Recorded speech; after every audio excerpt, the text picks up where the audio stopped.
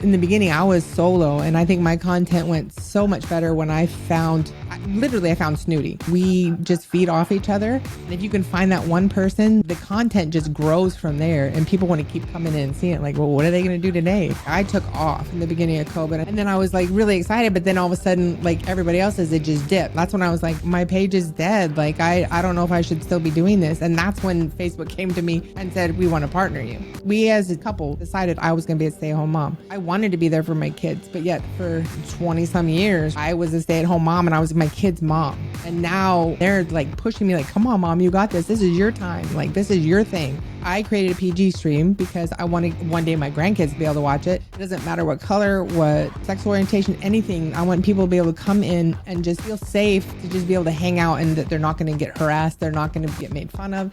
Tactical Gramma, Michelle. What do you like going by most? What do they commonly call you, or would you like getting called yourself? Like when I'm streaming? Just generally, like what do you go by online the most?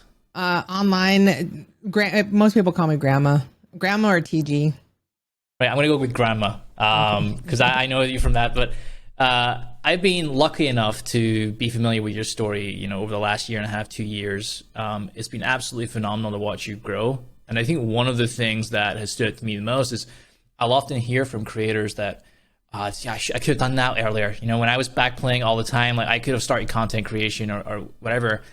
And for you, I think you just disprove a lot in the sense of it's never too late to do something like this. And I think it's a testament to not only what the content you create, but also just your work ethic and everything that you're putting in behind the scenes to build the brand that is Tactical Gramma. I have been thoroughly impressed, and I think you're really bucking the trend. And for a lot of folks, I think you're inspiring them to go out and tackle it.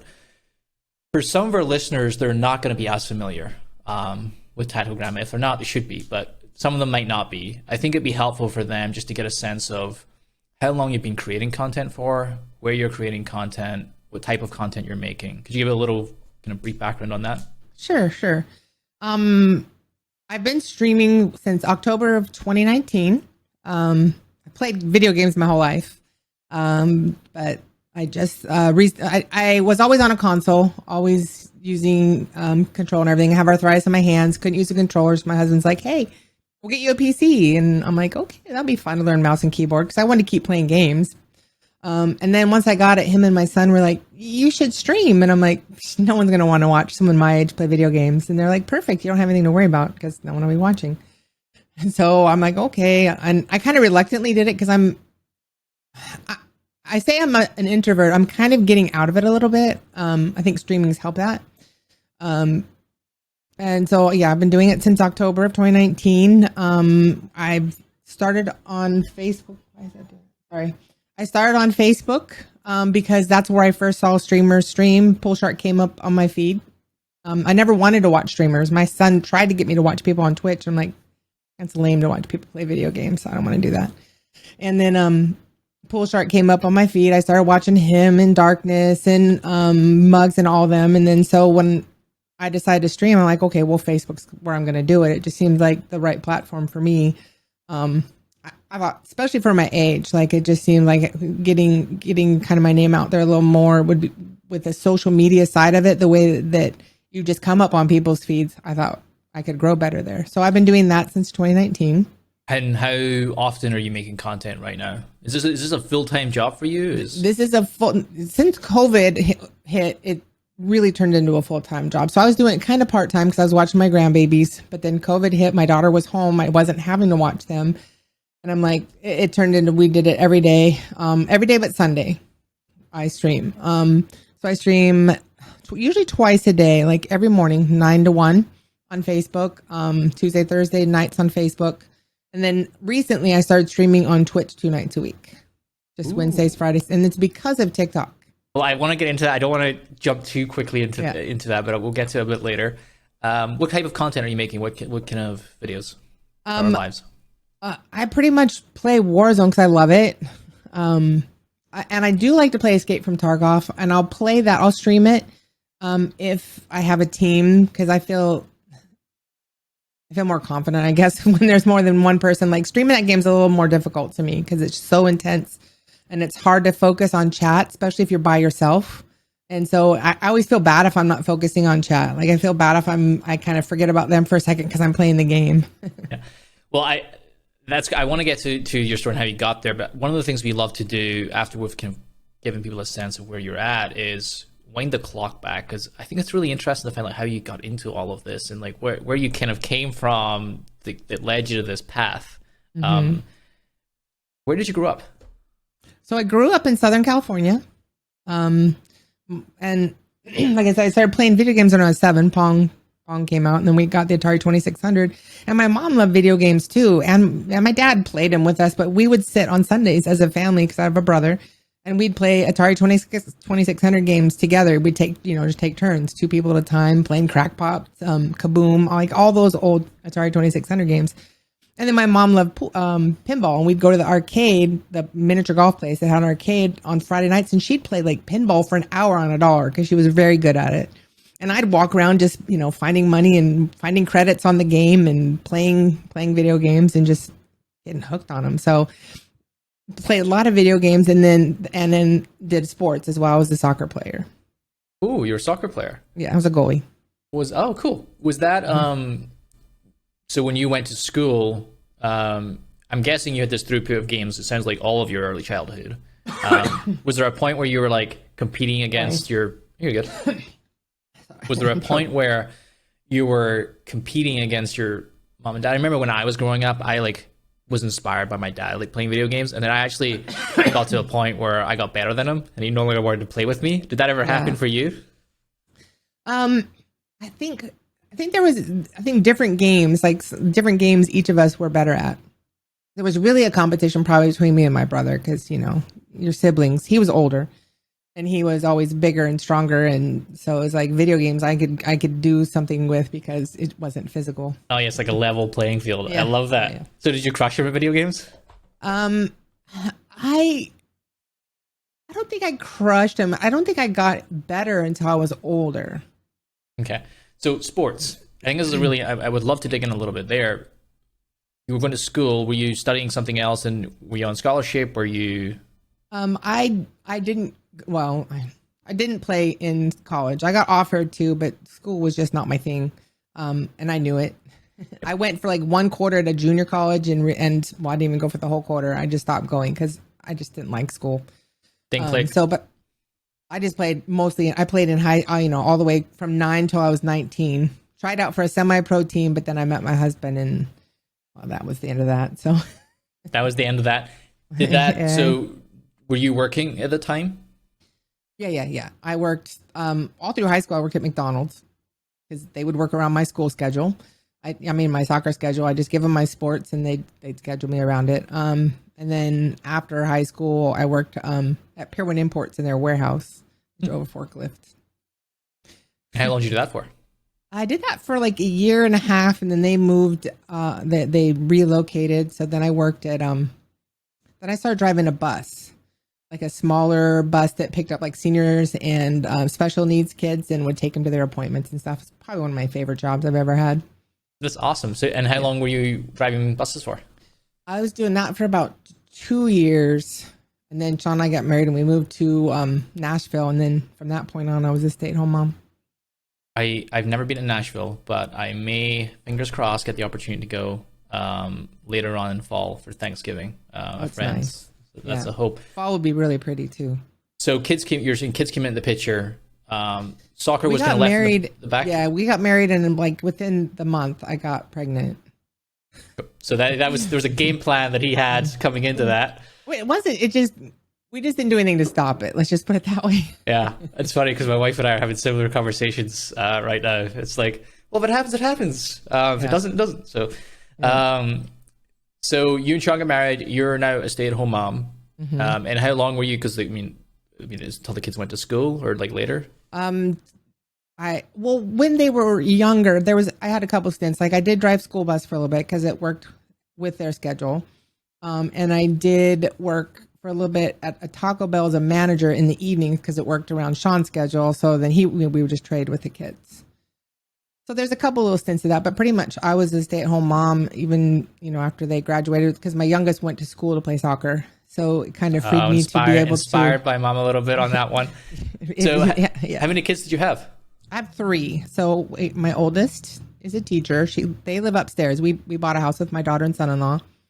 That's where the grandma living in my kid's basement comes in, because it's not really a basement, but it's like a split level. So we put a kitchen in down here. So we have our own kitchen, our own 2 bedrooms, our own living room, everything. And they have their own 3 bedrooms and their kitchen upstairs. And so it's really great. And especially through COVID, like we were able to be here.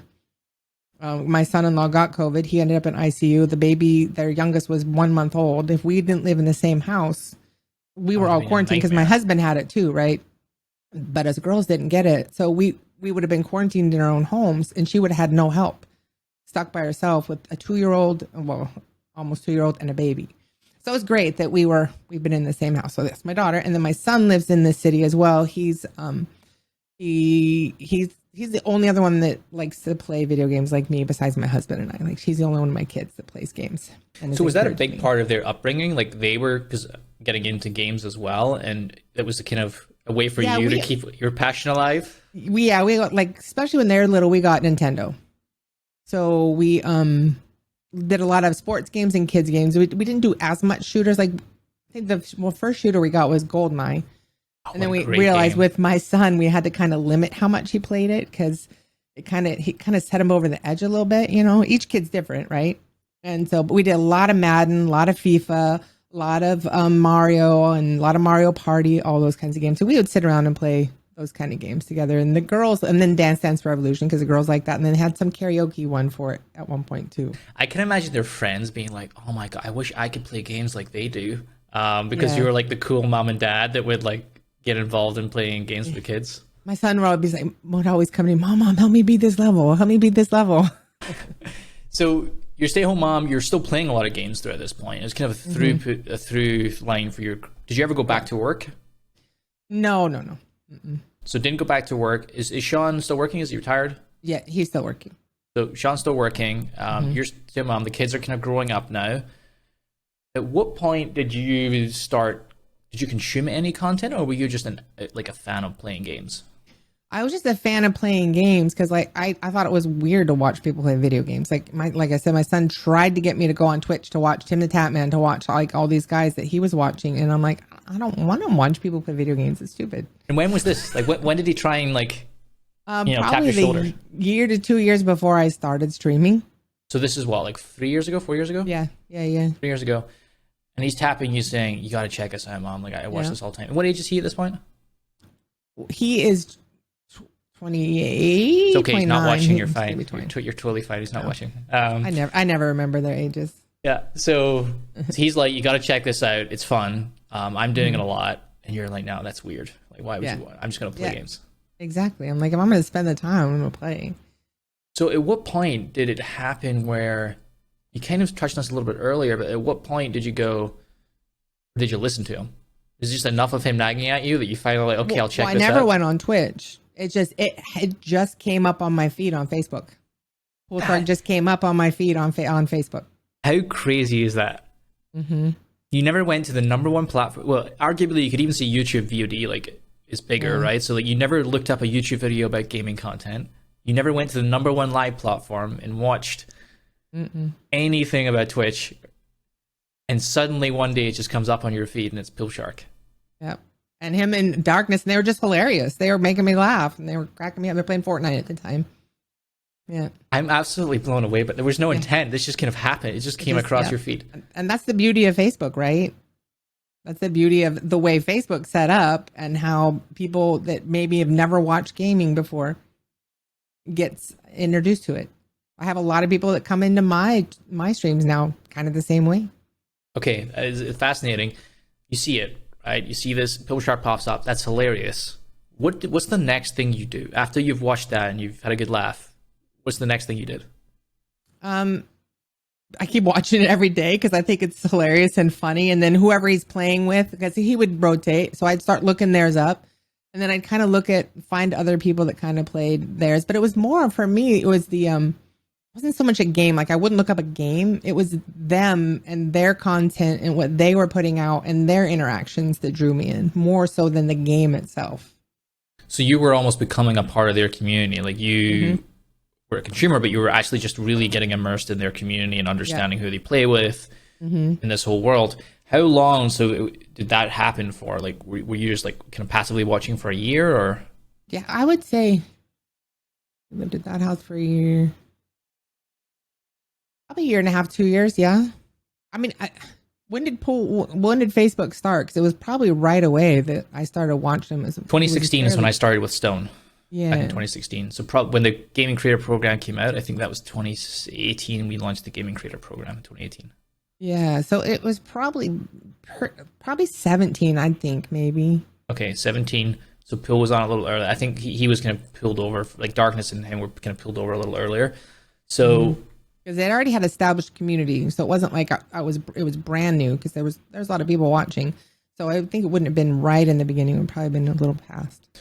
So you're watching this, you're a fan.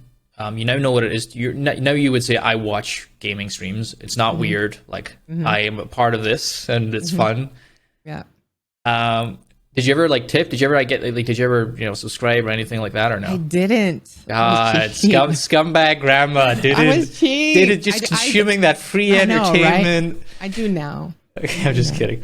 So you've been watching now avidly for a year and a half. What makes you go? Did you tell your kids you were watching now? Did they kind of? He's like, your son I would tell my son. He's like, well, you should go to Twitch and watch Tim and Tab. I'm like, no, these guys are funny. I'm staying here. Now so you were territorial. You were like, this is my Tim the Tab Man. He's funny now. Yeah. I get it, but this was your home. This is like yeah. For all I'm a loyal person too. I'm like, I've been watching them. I'm gonna watch them. Okay, so Facebook is your home. It is cool. It's cool on Twitch. It's really all you know at this point. Yeah. And he convinced you. He just said, "Why don't you try it?" Well, because I had to switch to the PC, and because we know it's harder to stream. I guess Twitch you can stream straight from a console, but we're all kind of the same. As like, if we're gonna do something, we want to do it to quality. So they were like, "Well, you have a PC now, you can do it right," So they're like, "You should stream," and I'm like, "No way." Like, I don't, for one, I'm just learning mouse and keyboard. Two, I'm not like super, at the time it was like, Fortnite, I've tried to play a little bit, but I couldn't build. And then, I think the first thing I actually streamed was Apex. So October 2019 is when you started. When did he say, go try it? Like, what point?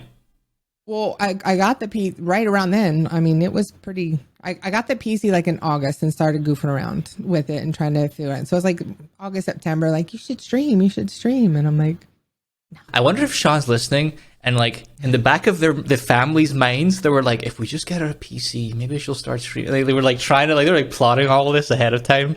Yeah, probably. So you eventually cave. What made you cave? I was kind of curious, I think, too, because it looked like they were having fun, right? But yet I was deathly afraid, because doing new things, for one, freaks me out and gives me anxiety. I am an introvert. Like, if I go into a room with people, if I'm with him, I'm okay, because I kind of stay by him, and then I branch out. Well, I should say I used to. Things have changed. So I thought, well, what am I going to say to people online? Like, I'm not funny. I don't think I'm funny. I don't think I'm entertaining. And I realized from watching that you need to have, it's not just playing video games. Like, you need to create some content with it. You need to have some interaction. And my first streams were pretty awkward. Did you, when you first hit that go live, did you have a camera or microphone?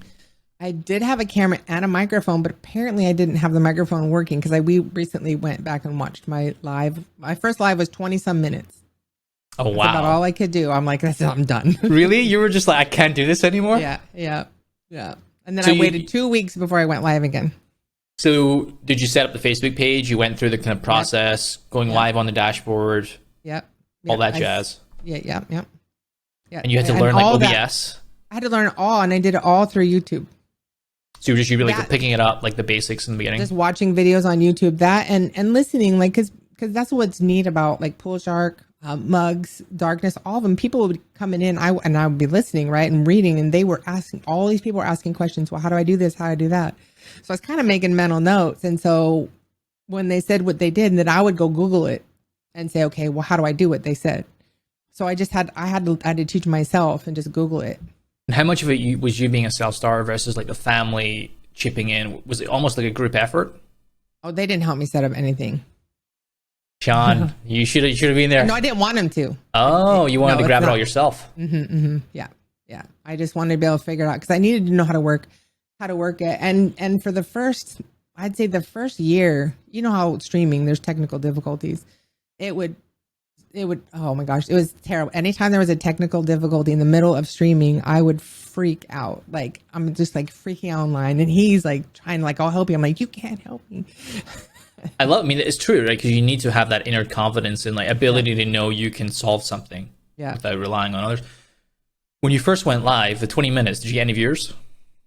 Well, yeah, my iPad and my husband's. You said husbands. Is there a plural there? No. It's Sean's. My husband's iPad. Okay. Yeah. So we both each had our iPad on, so it wouldn't look like I didn't have anybody. Yeah. So everyone does. So you had that. The next stream, how long before that first stream did you go live? Was it like a long time after, or did you go live? 2 weeks. It was about 2 weeks. I went back and looked recently at the dates. So you built up the courage. Yeah. A couple of weeks later to go live again. Yeah. And did you get any viewers that time? Was it just again the same thing? Just it took a while. It was slow in the beginning. Like there was only a few here and there, and I was kind of strategic about some things too. I knew people's schedules, right? And I knew how Facebook worked. I knew people rated people. And it took a little bit, but I was strategic about when I would go live. What made you get that cunning or strategic? Like what made you think that way? I would watch them raid people and I'm like, oh, it's pretty cool. People come in and raid because I would go in with the raids, right? When Pool or someone raids someone and I'm like, well, this is a cool way for people to get discovered. So if I know these people are ending around these times and I start a little bit before those times, maybe one day I'll get rated, and it took a while. Like I didn't get rated in the beginning. And it's scary. I know the time Stone rated me. Oh my gosh. Yeah, you got a flood of people. Oh my, it broke my OBS. I had to turn everybody's there. They're like, turn your alerts off. I'm like, I don't know how. So you're thinking a little strategically. You're like, oh, I want to try and get viewers, but were you consistently streaming? Because going live once is one thing, and then live. But were you starting to go like, I need to start streaming regularly? Was this a thing? In the beginning, I mean, I did go every day, but I wasn't. Not every day. I think I went the days I weren't watching the babies. It's been so long ago in memory, but I wasn't really good about being like, okay, I need to go on at this time. I'm like, I'm gonna be on in the morning. I'll be on sometime in the morning. Well, my mornings are later because I'm not a morning person. So it'd be like somewhere around 10, maybe a little later than that. And then I'd go on.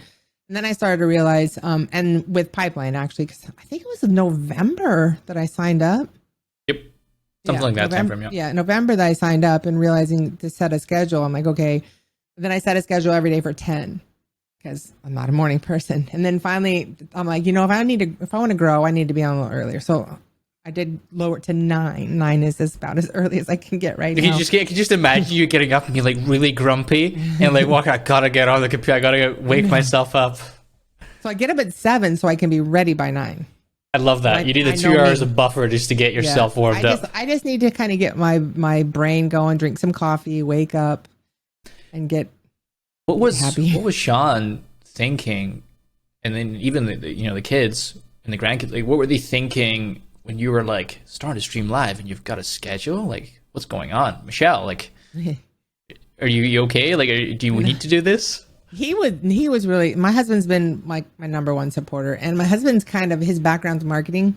So sometimes, we lovingly call him my momager because he helps me a lot, but he's got this kind of marketing background. So he has all these ideas. And sometimes I'm like, whoa, I'm just streaming right now. Now I'm super grateful that he has, because with growing and the things that come along with growing, he's been such a help. Like with back end stuff. I mean, he edits all my TikToks. We still need to get someone to do YouTube for us, but he's not as good not that he's not as good. I should change he doesn't have the time because he has a full-time job. I have a company you may want to try, unless you want to get there's a company you may want to try. I can ping you the details afterwards. Yeah. Because he loves doing the TikToks. He's like, I have it down now because he figured it out. Like he took hours and hours learning it. But anyways, I want to get to that because it's something that was really key to your growth. So you're getting in the schedule, you're getting up, you're like, I've got a game plan. I'm taking this seriously at this point. You're in pipeline, you're learning a lot about like what it means from a career standpoint in terms of building. At what point were you starting to see actual growth? Like you were seeing like, wow, there's something here. It's not, Sean and his 7 iPads that's like tuning into. Yeah. Caleb, my son, when he was driving to things, I'm like, please just open Facebook. If I know you don't like Facebook, but just open it and have my stream up. But he was good. He would in the beginning. And then my daughter in Hawaii would too. But I think it's hard to remember numbers, but I know when we went to PAX, I was up to like 3,000 and something. And that was what? End of February, March. And what do you credit getting to 3,000 to? I always think that it's just, I think people are curious because I'm old, right? So I'm kind of an anomaly. I've kind of, where everybody has to kind of find their thing. It was kind of built in and kind of easy for me in a way because I am older and people are like, wow. You had to play to it. I think that Right. the key difference you're not giving yourself enough credit for is it could just be you, but you could also play to it and brand around it and think about carving out that niche. So there's a lot more. Tactical Gramma. Yeah, I mean, exactly. There's a lot more intention behind it than this is why I have you. Like, you really need to think about how you craft that. Yeah. And I think a huge testament to you in that regard, because for what it's worth, there is a lot of Grammas out there, and I'm not saying there's millions playing video games, but there's a lot play video games. But there's a difference in terms of how you've kind of brought your strategic thinking to it and your brand to it, and then also the discipline and all sorts of things. But what I think too is like my goal from the beginning was to create a community because I learned so much watching streamers. I think that was helpful, and the streamers I watched trying to create communities, right, for their people. And I wanted my community to be, I say different because just I'm different, right? But I wanted my community to be a safe place. We weren't going to be toxic. I created a PG stream because I wanted one day my grandkids, for one, to be able to watch it. But we had some teenagers in our lives that their parents didn't really want them watching that kind of stuff. But I'm like, if I do it PG, maybe some of these kids have a place to come and hang out, or it doesn't matter what color, what orientation, sexual orientation, anything. I want people to be able to come in and just feel safe to just be able to hang out, and that they're not going to get harassed. They're not going to get made fun of. And so from the beginning, we just had a positive thing like that. Trolls would try to come in and say stuff, and I would try to be nice to them back. We'd try to be, and then we won quite a few over.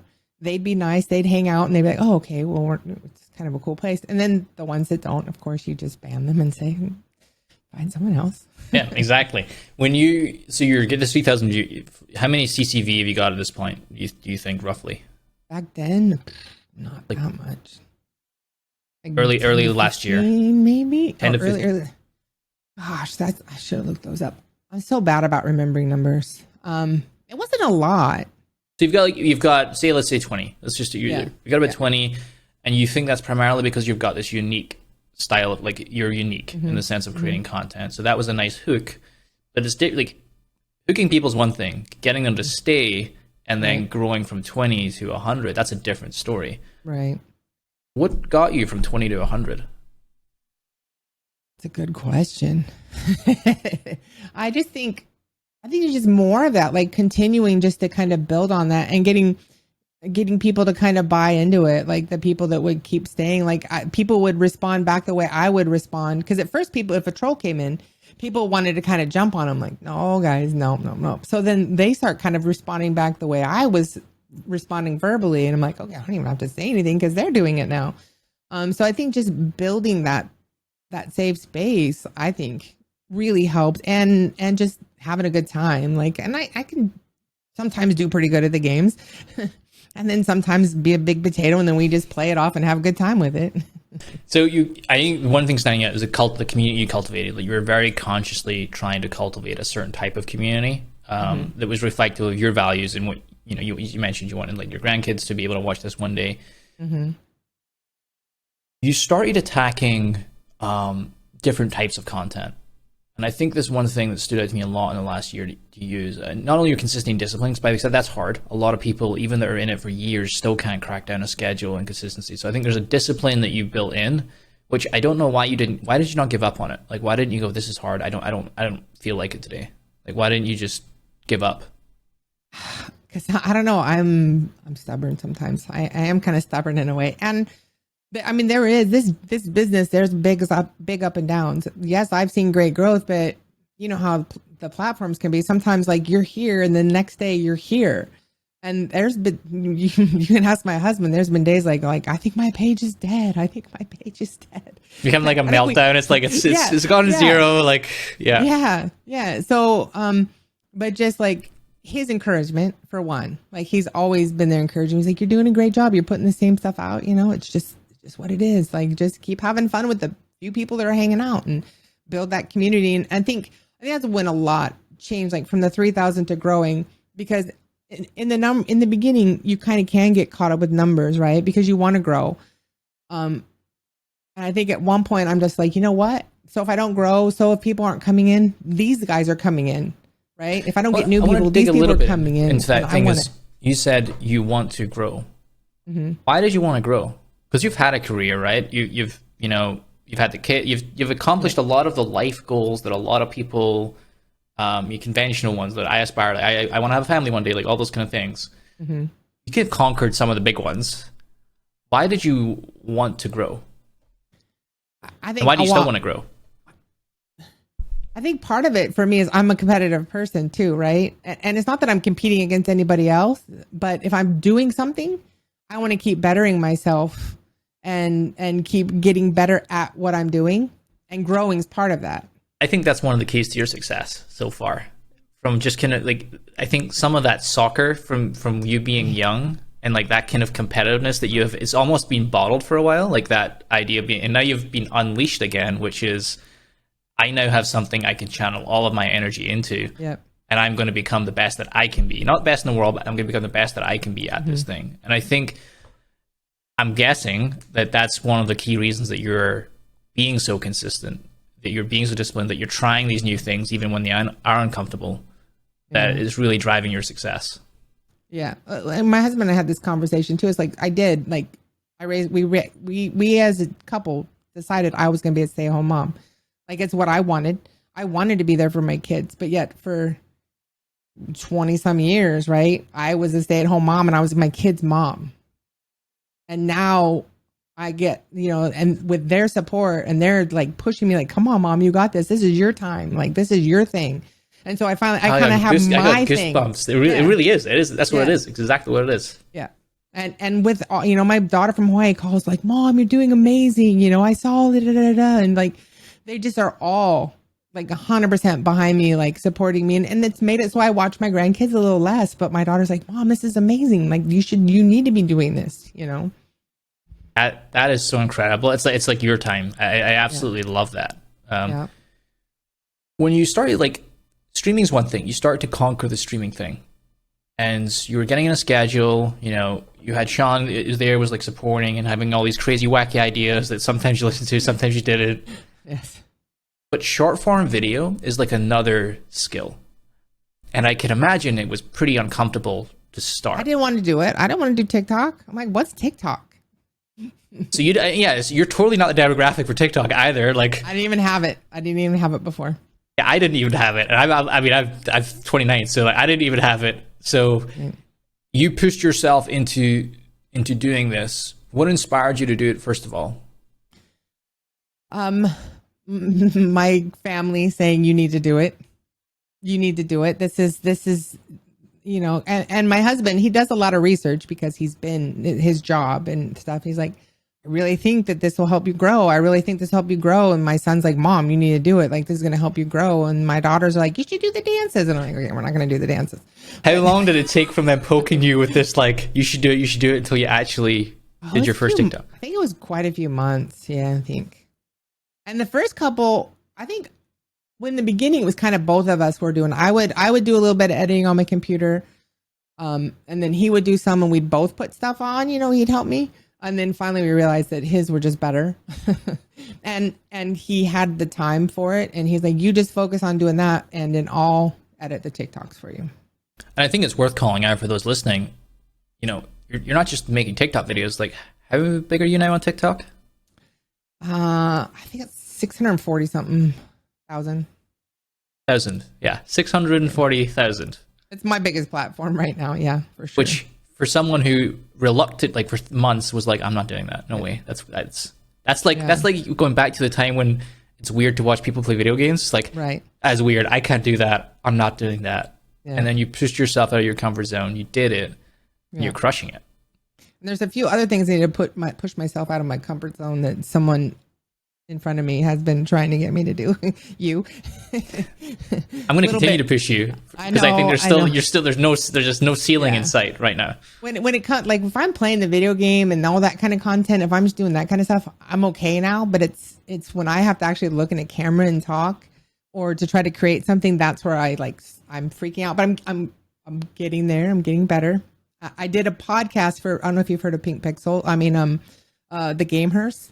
They're on Twitch. Nope. Anyways, it's just a community, and they started this company for women gamers. And they had approached me, and I've done 17 episodes where I host and interview women, which I reluctantly did as well because I want to throw up every time I do it. But I knew I needed to do it to grow. And so it's pushing me in those ways. And so I can get more content out there that's not just me sitting and playing a video game, like to be more comfortable being a personality. Camera and, actually showing my personality, which I don't think I have much of one, so that's why it's weird. It's just absolutely not true, but you do. You're definitively you, which is one of the reasons I think you've been successful. So now you've got a lot of growth. TikTok's crushing it. You've got your engine going with your lives. You're starting to go do more different types of content. Where are you at in terms of CCV roughly? If you just to give a kind of it depends on the day, right? Like the first 4 days of this week, we were sitting at 2 something, and then today was like 80 something. So it's just 100, 200, depending on the algorithm and how it feels that day. Exactly. But it is definitively a business now, right? Like maybe in the beginning this was fun, you were excited about it. Yep. Your relationship's changed with it now, right? Mm-hmm. Yep. Yeah. It's a business for sure now. And here's another thing, like with the fact that we chose for me to stay home with my kids and only Sean worked. We didn't have a retirement because all our money went back to our kids because they want to do sports. We helped with their university. We helped with all these things. So we have, except for the last few years, we have no retirement. So now, are you almost turning into the late stage breadwinner, like building the retirement plan? That's our goal now. Now that we're looking at, we're like, okay, well, now that it is turning more into a business, then this is possibly a way we can actually put some money away for our retirement because we have nothing. Sean, I'm not going to plug any ideas because I know you don't need any more ideas, but I know you're listening. Could you imagine like the vlogging, like Tactical Gramma becomes like a traveling vlogger, and it's like you live through your retirement just getting the chance to travel? It's maybe 3-5 years away from now, but I think the thing is he's more engaging than I am. So he can become a part of the content. Yes. We actually started a gaming page for him. He streamed once. It's going to happen. That's the retirement plan, is becoming travel vloggers down the line.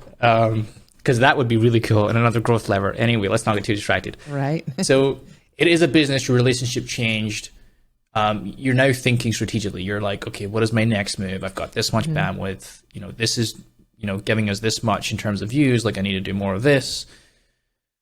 How stressed out about it are you versus when you were really excited in the beginning and like everything was new?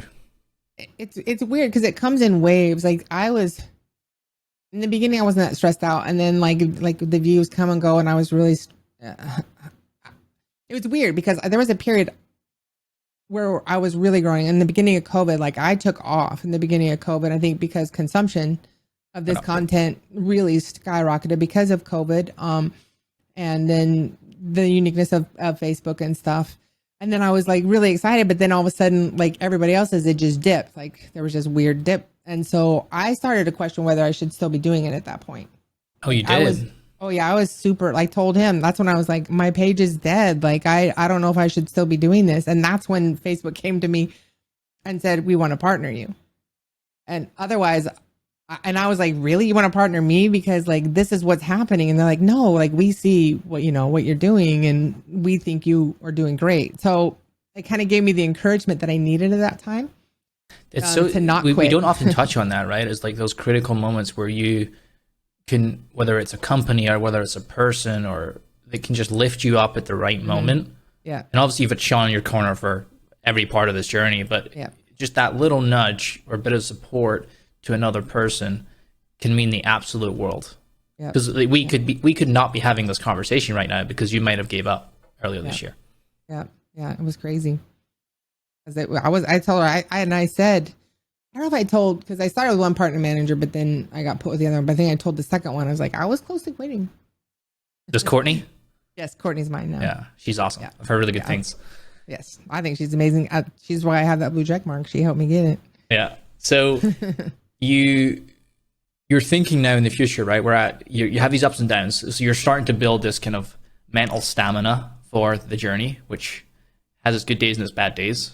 Yeah. Do you have a clear idea of where you want to go, or are you kind of taking each day as it comes? Kind of taking each day as it comes. I mean, we're talking, because we meet and talk with Will a lot. Will Hanish. So he's been helping us with some, maybe business sides of things. So we have some ideas. He has some ideas, and we're working on some things to kind of grow, maybe like the YouTube side, and just he's encouraging the same way you are. It's like, you need to do more of this stuff. That's the bait. I mean, and it's just from a long-term resiliency. The more that it is about you, the more resilient you're going to be to those ups and downs. Right. But it is the most uncomfortable thing. And I totally recognize that. But that's exciting. I mean, one of the things I really love the thing that stood out to me, and it had me really kind of emotional, was the idea that it's your time. Like the idea that it was all about the kids for the longest time, and this is clearly your time, and you get to choose what you do with it, where it goes. You get to choose if you stop as well. But it's very much about you, and I think that is incredibly powerful. And I also want to give a shout out to Sean and the rest of the family that will inevitably listen to this at some point, for continuing to support you and being there with you at the same time. Is there anything for those that are listening? There are a lot of new creators that are just starting their journey, or in that early stage where they're trying to get some traction, that has helped you, that you would encourage them to think about? For sure. I mean, the schedule thing, like I found that helped me grow. I believe once I really set a schedule and stuck to it, that it really helped me grow. And then don't wait. I waited a long time before I started like trying to network with other people. And when I say network, we all know like I learned from watching other people. I need to find people where I was at in my journey to network with. I can't reach for like Stone Mountain when I'm just starting, like, let's network, right? We have to be in reality, because his time is so valuable and he already has it planned, right? And so trying to find, it took me a long time to get on Twitter and kind of get in there and find other streamers that were about where I was, and be like, hey, do you want to play games? And don't feel afraid to ask people to collaborate. I don't even like using the word collaborate. To play games with them, to create content with them, right? Because in the beginning I was solo, and I think my content went so much better when I found Snooty. Snooty and I started streaming together, and we just feed off each other. And if you can find that one person where you can kind of feed off each other, the content just grows from there, and people want to keep coming in and seeing it. Like, well, what are they going to do today? Like, what shenanigans are going to happen now? I love that. Finding your people to go, because this journey is lonely. It is up and down. If you can find someone that gets what you're going through, and you have a level of accountability, and ideally it enhances your content and makes it better, is absolutely key. It's so good. And you'll notice this at every level, like the most successful creators, whether it's Stone and Accolade and Fuglit and a couple of those guys, or you've got like Tim and Nick Merckx and those guys, like they is so critical and key. Pokemon and Valk, like you've got those little clicks, and it's strategic. It helps because you can kind of boost each other, but it's also just really important to have people to go through this with. Right. It's like I can message her and be like, this is going on, or my frustration sometimes, because there's frustrations with this business and this industry, and I choose to do it with my friends, like through DMs. Like, I'm frustrated about this and that. I would suggest all creators maybe find someone they can do that with instead of doing it through tweets. Absolutely. It's so tempting just to main flood Twitter. You're like, I hate this. And you want to try. It's that negativity can actually be detrimental for you. Yeah. That's some of my advice. Michelle, TG, Grandma, it was an absolute pleasure to have you on the show. I can't believe we waited so long, but I'm a huge fan. I'm incredibly stoked that this is your time, and you get to kind of chart your own path now. It is really cool to be a part of and watch. If you want to go check out Tactical Gramma, it is on Facebook, fb.gg/TacticalGramma. Is that right?